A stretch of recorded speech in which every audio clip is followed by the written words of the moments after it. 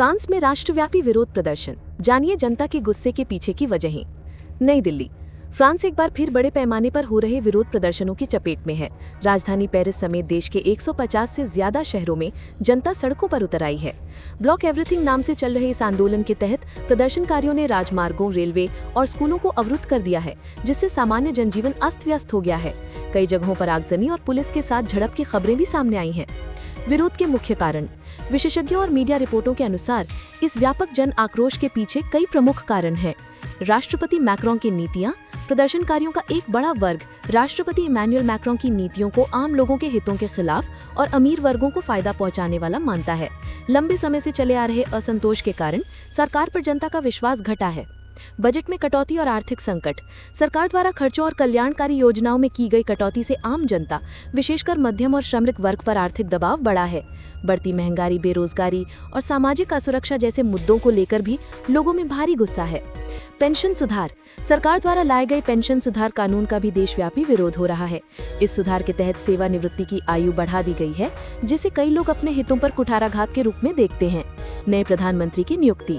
हाल ही में सेबेस्टियन लेकॉर्नु को फ्रांस का नया प्रधानमंत्री नियुक्त किया गया है, जिसका स्वागत भी विरोध प्रदर्शनों के साथ हुआ है। इससे पहले प्रधानमंत्री फ्रांसवा बायरू की सरकार संसद में विश्वास मत हारने के बाद गिर गई थी। क्या ये येलो वेस्ट आंदोलन की वापसी है? मौजूदा विरोध प्रदर्शनों ने कुछ साल पहले हुए कुख्यात येलो वेस्ट आंदोलन की यादें ताज़ा कर दी हैं, जिसने मैक्रोन सरकार को अपनी नीतियों में बदलाव करने के लिए मजबूर कर दिया था। उस समय भी विरोध की मुख्य वजहें आर्थिक असमानता और सरकार की जन विरोधी नीतियां थीं। फ्रांस में मौजूदा हालात काफी चिंताजनक बने हुए हैं। सरकार ने स्थिति को नियंत्रित करने के लिए भारी संख्या में सुरक्षा बलों को तैनात किया है और 200 से अधिक लोगों को गिरफ्तार किया जा चुका है। आने वाले दिनों में ये देखना महत्वपूर्ण होगा कि क्या सरकार प्रदर्शनकारियों के साथ बातचीत कर कोई समाधान निकाल पाती है या ये गतिरोध और गहराता है। पहला, यूक्रेन रूस युद्ध अपडेट।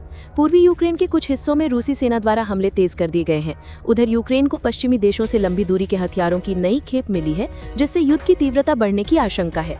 दूसरा, फ्रांस में प्रदर्शनों पर सरकार का रुख। पेंशन सुधारों और आर्थिक नीतियों के खिलाफ फ्रांस में चल रहे विरोध प्रदर्शनों के बीच राष्ट्रपति मैक्रोन ने प्रदर्शनकारियों के नेताओं को बातचीत के लिए आमंत्रित किया है। हालांकि प्रदर्शनकारियों ने साफ कर दिया है कि जब तक विवादित सुधार वापस नहीं लिए जाते, आंदोलन जारी रहेगा। तीसरा, G20 शिखर सम्मेलन के बाद आर्थिक सहयोग पर फोकस। हाल ही में समाप्त हुए G20 शिखर सम्मेलन के बाद भारत और कई अफ्रीकी देशों के बीच व्यापार और निवेश बढ़ाने के लिए द्विपक्षीय बैठकों का दौर जारी है। धन्यवाद।